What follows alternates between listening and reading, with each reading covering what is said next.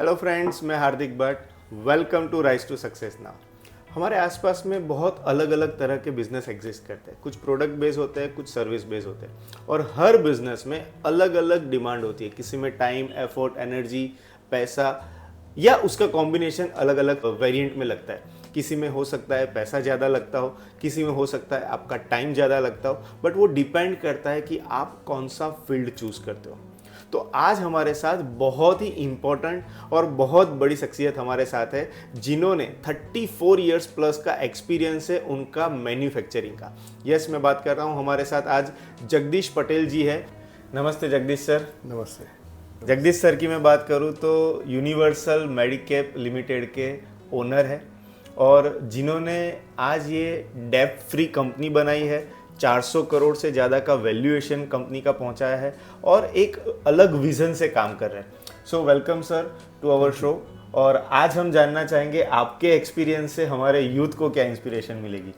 Right. सो हम देखने जाए तो सर, मैन्युफैक्चरिंग एक बहुत बड़ा डिसीजन होता है, क्योंकि ज़्यादातर लोग इजी बिजनेस चूज करते हैं, और आप फैमिली बिजनेस बैकग्राउंड से है, तो आपने ये मैन्युफैक्चरिंग का बिजनेस का डिसीजन आपने लिया और कैसे स्टार्ट किया, वो जर्नी के बारे में बताइए। मेरे पिताजी का बिजनेस, दादाजी का बिजनेस तंबाकू ट्रेडिंग, इसमें भी थोड़ा प्रोसेस वगैरह तो आता था, हम करते थे। और कई दोस्त लोगों ने मिल के मुझे इंट्रोड्यूस किया कि भाई ये रबर स्टॉपर का प्राइमरी पैकेजिंग फार्मा का है, उसमें कुछ आओ। तो ज्वाइन किया मैंने। उनके पास वो काफ़ी पुराना बिजनेस था उनका, फिर उनको बड़ा करना था, तो हम सब टीम वर्क मिलके बड़ा किया। 92 में कंपनी लिमिटेड क्लोजली हेल्ड बनाई, और इसमें सबसे बड़ा काम ये किया कि भाई कोई चोरी नहीं करनी है, किसी का एक्सप्लोटेशन नहीं है, और टेक्नोलॉजी भी जो हम कन्वेंशनल यूज़ करते थे उसकी जगह जापान से कोलैबोरेट करके, जापान की 100 इयर्स ओल्ड कंपनी के साथ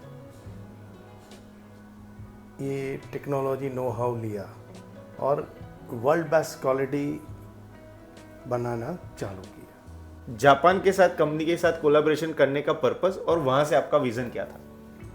पहले जो हम कन्वेंशनली बनाते थे वो हमारे रबर स्टॉपर में टायर ट्यूब की स्मेल आती थी, जो फार्मा में नहीं चलेगा। वो एकदम Indian second world war technology थी। फिर ये जो जापान से लेटेस्ट वर्ल्ड बेस्ट टेक्नोलॉजी लाए, उसमें ये सब प्रॉब्लम सॉल्व हुआ। स्टॉपर वर्ल्ड क्लास बनाया, जो फार्मा में एक ये चल रहा है, जैसे इंडिया में इंडियन फार्माकोपिया, यूएस में यूएस फार्माकोपिया, जापान में जापानीज फार्माकोपिया। तो वो वर्ल्ड का बेस्ट फार्माकोपिया, उस वही नॉलेज लाए और वही हिसाब से बनाना चालू किया रबर स्टॉपर। और प्रिंसिपल एक रखा, नो शॉर्टकट, और कहीं भी कोई चोरी नहीं करनी। मतलब चोरी मतलब इनकम टैक्स की और एक्साइज की और जीएसटी की नहीं, काम में भी चोरी नहीं करनी है, और किसी का एक्सप्लोटेशन नहीं। We always respect the knowledge. हमने कहीं से भी कोई शॉर्टकट लिया नहीं आज तक। जैसे एक बिल्डिंग बनानी है तो पहले आर्किटेक्ट के पास अपॉइंट करते थे, उसके पास हमारी थीम के हिसाब से डिज़ाइन वगैरह, फिर एग्जीक्यूशन के लिए इंजीनियर लगा के वर्ड टू वर्ड फॉलो करके बनाते थे। राइट। तो यहाँ पे आपने बहुत सारी चीज़ें एक छोटे सेंटेंस में बता दिए। मैं थोड़ा एक एक करके समराइज करूँ तो एक तो उन्होंने बहुत अच्छी चीज़ बताई कि एक लेवल से ऊपर एक्सपांड करना था, बिजनेस को एक्सपांड करना था, वहाँ पे इम्पोर्टेड टेक्नोलॉजी लाके उन्होंने वर्ल्ड क्लास ग्लोबल स्टैंडर्ड के साथ कंप्लाई किया। उसके साथ साथ सबसे इम्पोर्टेंट चीज़, काम में जब भी कोई बिजनेस स्टार्ट होता है तो उसके लिए एक प्रिंसिपल होता है कि एथिक्स, और वो एथिक्स पे उन्होंने एक चीज़ बहुत अच्छी बताई कि कोई भी काम में कोई कॉम्प्रोमाइज़ नहीं होना चाहिए। तो कोई भी काम, मतलब ऐसा नहीं है कि जो गवर्नमेंट के टैक्सेशन रिलेटेड होता है वहीं पे चोरी होती है, बाकी कोई भी जगह पे नॉर्मल कोई भी काम होता है वहाँ पे भी कोई चोरी नहीं। मतलब वो कल्चर इन हाउस डेवलप हुआ और वो आपने फॉलो किया। तो सर, आपकी कंपनी जो मैं समझता हूँ उसके हिसाब से कौन से एथिक्स और प्रिंसिपल पे चलती है जो आपने आपकी टीम में डेवलप करवाए? सबसे पहले तो टीम बिल्डिंग, मेरी फैक्ट्री का कोई भी वर्कर छोटा नहीं है, सब पेरोल पे है और सबको पहले दिन से बोनस, ग्रेजुएटी, पीएफ, मतलब जो जो हर कोई चाहते, मालिक लोग चाहते हैं कि भाई हमको ये चाहिए, ऐसा नहीं। सभी वर्कर सभी एक टाइप के ये कर दिए, फैमिली बना दिया सबको। फाइनेंशियल डिसिप्लिन, जैसे रॉ मटेरियल वाले हैं, कोई भी कुछ भी परचेज किया तो उसका बिफोर टाइम पेमेंट करना है। इंटरेस्ट लॉस हमें आएगी कोई बात नहीं, लेकिन हमारी गुडविल वैसे बनती है कि भी नहीं, ये कंपनी बोले देखो आंख बंद करके मटेरियल दो, जो भी दो ऐसे। और सेम थिंग विथ हमारे कस्टमर, क्वालिटी उनका एक्सपेक्टेशन जो था उसे भी ऊपर वाली क्वालिटी बना के हमने सबको दी। आपने जो शुरुआत किया ना, वहाँ से मेरे को बहुत यूनिक पॉइंट लगा, क्योंकि कोई भी कंपनी होती है ना, उसमें जनरली फोकस होता है एंड कस्टमर पे, मतलब जहाँ पे सेल हो रहा है वहाँ पे। और बिजनेस में कहा जाता है कि पहला कस्टमर आपका इंटरनल टीम है, और उन्होंने शुरुआत भी इंटरनल टीम से की कि पहले मेरी इंटरनल टीम खुश रहेगी तो जो प्रोडक्ट डिलीवर होगा वो सर्टेनली कस्टमर के एट पार होगा। दूसरा उन्होंने बताया वेंडर्स, उनके कोई भी वेंडर्स को मतलब लाइक जो बताया कि मतलब टाइम टू टाइम पेमेंट और बिफोर टाइम पेमेंट, कि जिसकी वजह से कभी भी मटेरियल की डिलीवरी में कोई दिक्कत ना आए। और उसके बाद जो इम्पोर्टेंट चीज़ है, delivery and quality of the product, जो कस्टमर की एक्सपेक्टेशन है, आगे के 2 पोर्शन उन्होंने बहुत अच्छे से टेक केयर किए, तो सर्टेनली वो चीज़ कस्टमर तक एक लेवल का ऊपर का ही डिलीवर होता है। जगदीश सर, ये जो आपने बताया वो तो बहुत ही अच्छी चीज़ है। साथ साथ में हम कुछ जानना चाहते हैं कि आपके ऐसे कौन से स्ट्रॉन्ग बिजनेस प्रिंसिपल है जिसकी वजह से आप इतना सॉलिड फाउंडेशन लेके खड़े रहे हो। एक तो जो फाइनेंशियल डिसिप्लिन, कभी भी कोई भी फंड साइफन नहीं करना है। फिर ट्रेनिंग वर्कर्स को जो भी देते हैं उनको एकदम वर्ल्ड क्लास ट्रेनर्स ला के करके, एनी अपग्रेडेशन इन मशीनरी, रॉ मटेरियल, वो बेस्ट। सबको एक्सपोजर, एग्जीबिशन, बड़े बड़े एग्जीबिशन जो प्लास्टिक और रबर के होते हैं उसमें ले जाते हैं, और अच्छी से अच्छी टैलेंट ले आते हैं हमारे इसमें ज्वाइन करते हैं।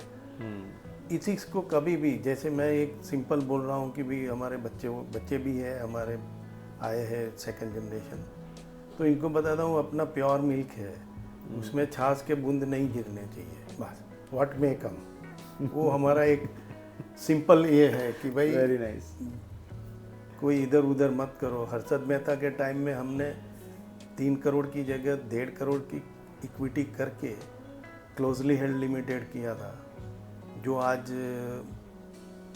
पहले दिन हमने 12% डिविडेंड दिया था, अभी 400% डिविडेंड दे रहे हैं। 90 crore reserve and surplus capital होके है, 30 से 35% ईबिटा पे काम कर रहे हैं। वाह। तो ये हमारा सबसे बड़ा फोकस है क्वालिटी पे। जो भी वर्ल्ड क्लास है उसे भी ऊपर वाला बनाओ और दो कस्टमर को। एक चीज़ जानना चाहते हैं कि आपके मतलब लाइक बिजनेस में जो आपकी प्रोडक्ट है उसमें आपकी क्या यूएसपी है?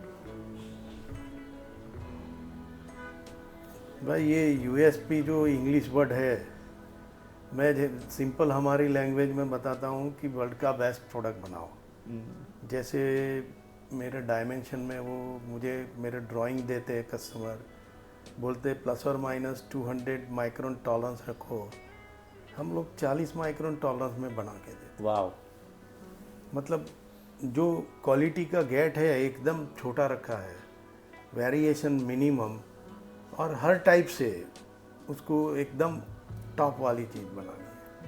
बहुत बहुत बढ़िया चीज़ बताई आपने। जापानीज स्टोरी तो सुनी होगी कि 2% फेलियर अलाउ है, बट वो लोग 100% मतलब 100% समझते हैं। वैसे ही इन्होंने भी बहुत अच्छी चीज़ बताई कि बीइंग इंडियन ब्रांड ऑल्सो, कि जो टॉलरेंस है उसमें भी मिनिमम मतलब 200 का है तो उसमें 40 तक वो बनाने का कोशिश करते हैं, and delivering the best quality product is their USP. Very nice. So sir, आप ये इतना अच्छा क्वालिटी का प्रोडक्ट डिलीवर करते हो, आप state of art equipments technology use करते हो, तो सर्टेनली आपका कुछ प्रोडक्ट का प्राइस मार्केट से थोड़ा बहुत ऊपर ही रहता होगा। सो कंपटीशन में आपको कोई डर नहीं लगता? ये is a very good question. देखिए, डर कहाँ होता है, आप कुछ छुपा के रखते हो तो। मेरे यहाँ क्या है, मेरे कॉम्पिटिटर को भी बुला के मैं बताता हूँ कि ये देखो, ये टेक्नोलॉजी है, आपको कुछ चाहिए, नॉलेज चाहिए, आपके वर्कर को कुछ चाहिए तो मैं ट्रेन करके दूंगा, चोरी मत करो, अपना जो लाइन है आगे बढ़ाओ, वो हमारा है। बहुत बहुत बहुत इम्पोर्टेंट चीज़ जगदीश सर ने बताई है कि आप कंपटीशन से मत डरो, कोलैबोरेशन करो, सिखाओ। अगर कंपटीशन का लेवल अप होगा तो आप भी अपना लेवल अप करना सोचोगे, क्योंकि उसने अपनी लाइन बढ़ाई तो हम अपनी लाइन तो बढ़ाने ही वाले। जो लोग यहाँ पे नया बिजनेस स्टार्ट करना चाहते हैं प्रोडक्शन फील्ड में या एग्जिस्टिंग कर रहे हैं और उनको स्ट्रगल हो रही है उनके कैश फ्लो में या उनके बिजनेस ग्रोथ में, तो कुछ ये पॉइंट्स जो बताए उन्होंने एथिक्स के ऊपर, कंपटीशन के ऊपर और आपके खुद के प्रिंसिपल के ऊपर, ये सारे पॉइंट्स आपको बहुत हेल्प करेंगे एक सॉलिड सस्टेनेबल बिजनेस डेवलप करने के लिए। सर, हम जानना चाहते हैं कि जैसे आपने इतने मतलब मोर देन 3 डिकेड्स में ये लेवल पे आपकी कंपनी को पहुंचा है, तो आपका आने वाले 5 साल में इस कंपनी को लेके और प्रोजेक्ट को लेके विजन क्या है और कैसे आप ग्रोथ करना प्लान करते हो?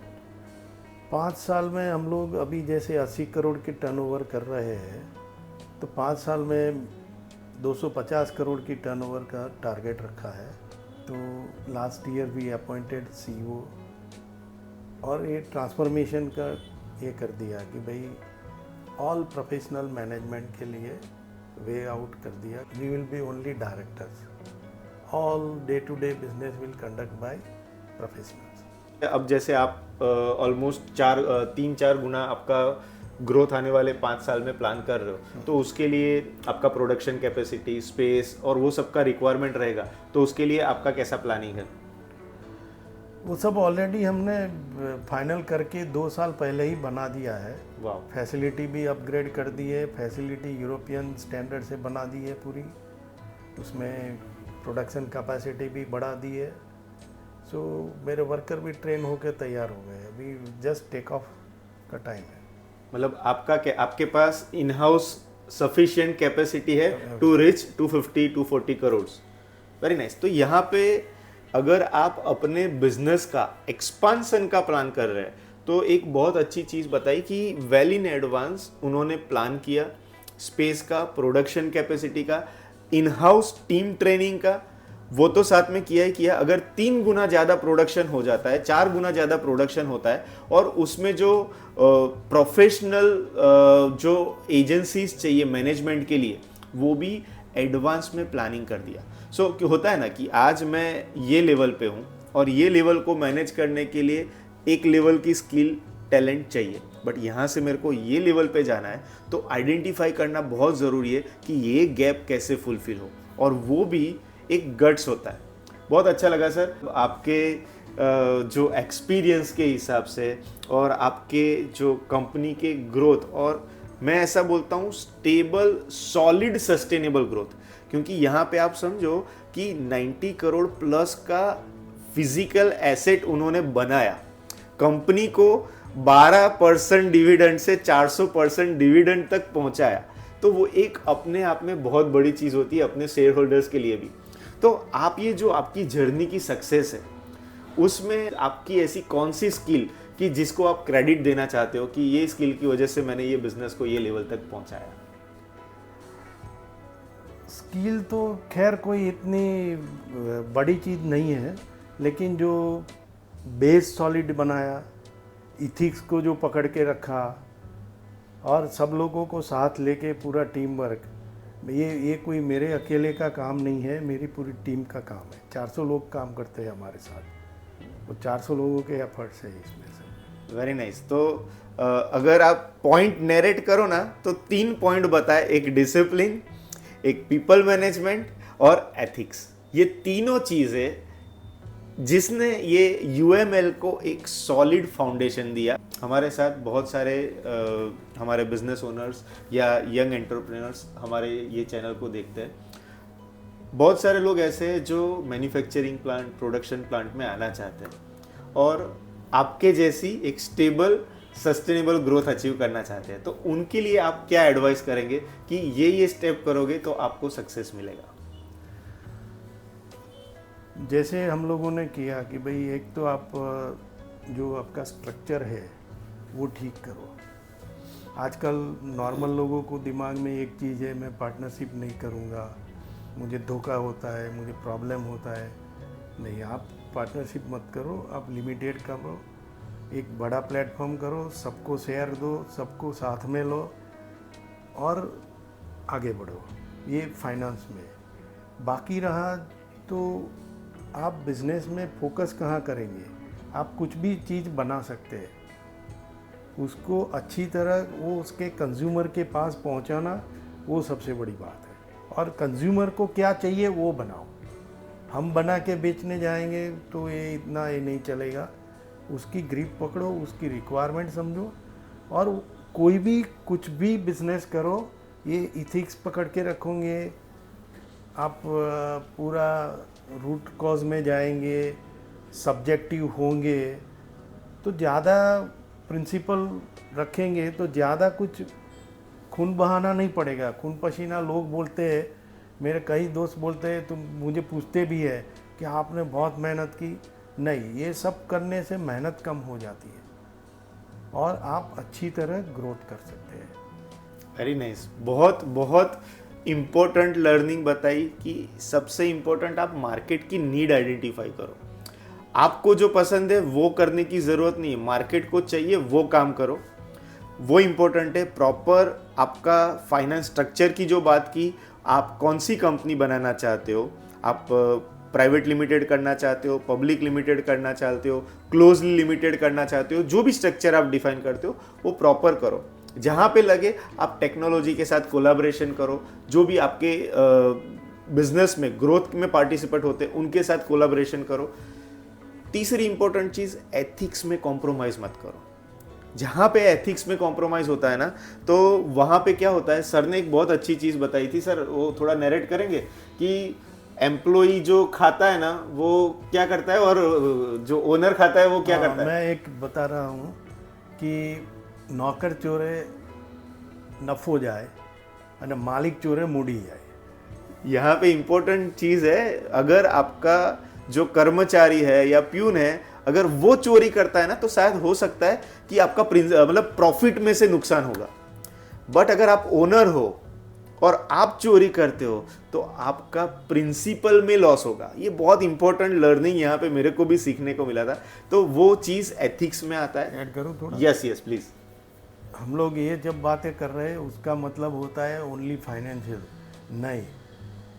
अगर आपके यहाँ आप मालिक है, आप फाइनेंशियल चोरी नहीं करते, लेकिन आप काम भी ठीक से नहीं करते, मतलब आपने आपका यूटिलाइजेशन प्रॉपर नहीं किया। जो टाइमली जो डिसीज़न लेने हैं, कभी होते हैं, कभी कुछ डिसीज़न में आपको शॉर्टकट कभी मत लो, परफेक्ट वे से चलो, रिस्पेक्ट द नॉलेज। हम तो क्या करते हैं, एप्लीकेशन करते हैं, टेक्नोलॉजी सब जो अलग अलग मिल रही, हम इन्वेंटर तो है नहीं, तो हम उसको छुपा पे के भी मत रखो, शेयर करो और आगे बढ़ो। खुला है तो लोग देखेंगे, आप उसका डर से आगे बढ़ेंगे। बहुत बहुत अच्छी चीज़ बताई। सिर्फ ये पैसों की चोरी की बात नहीं है, काम की चोरी, डिसीजंस में चोरी, ये सारी चीज़ें कहीं ना कहीं बिजनेस के ग्रोथ को इम्पैक्ट करती है। आज के सेशन में बहुत सारे लर्निंग पॉइंट्स थे। आप पूरा वीडियो देख रहे होंगे तो आपको पता चलेगा मैंने बहुत सारे पॉइंट नरेट किए। शायद मैंने कुछ मिस किए, कमेंट बॉक्स में लिखो, जिससे आपके शेयरिंग से किसी और को सीखने को मिलेगा। और अगर आप बिजनेस करना चाहते हो तो ये कुछ प्रिंसिपल्स है, क्योंकि जगदीश सर का एक्सपीरियंस शायद मेरी एज से भी बहुत ज़्यादा का है और वो एक्सपीरियंस आपको यहाँ पे मिल रहा है। तो ये एक्सपीरियंस को यूटिलाइज कीजिए। जहाँ पे लगता है कि ये नॉलेज किसी की लाइफ में कुछ वैल्यू ऐड कर सकता है, ये नॉलेज को शेयर कीजिए और उनको भी बताइए। कुछ ऐसे प्रिंसिपल्स के साथ आगे बढ़ोगे तो सर्टेनली आपके बिजनेस में भी एक अच्छी प्रगति होगी। आप लोगों को कभी भी कुछ भी है तो इनके थ्रू मेरे पास आ सकते हैं, मेरी फैसिलिटी देख सकते हैं, सब कुछ आपके लिए ओपन रहेगा। यस, यहाँ पे सर ने बहुत एक अच्छा अपॉर्चुनिटी दिया। हम डिस्क्रिप्शन में सर की वेबसाइट, उनके कंपनी के बारे में डालेंगे। अगर आपको भी कोई हेल्प चाहिए, सपोर्ट चाहिए, he is very helpful person. आप अगर कोई भी बिजनेस करते हो तो आपको एडवाइस चाहिए, गाइडेंस चाहिए, तो उनका सालों का एक्सपीरियंस यूज़ कर सकते हो। आप उनसे कॉन्टैक्ट डायरेक्टली भी कर सकते हो। Thank you very much. Thank you sir. Thank you.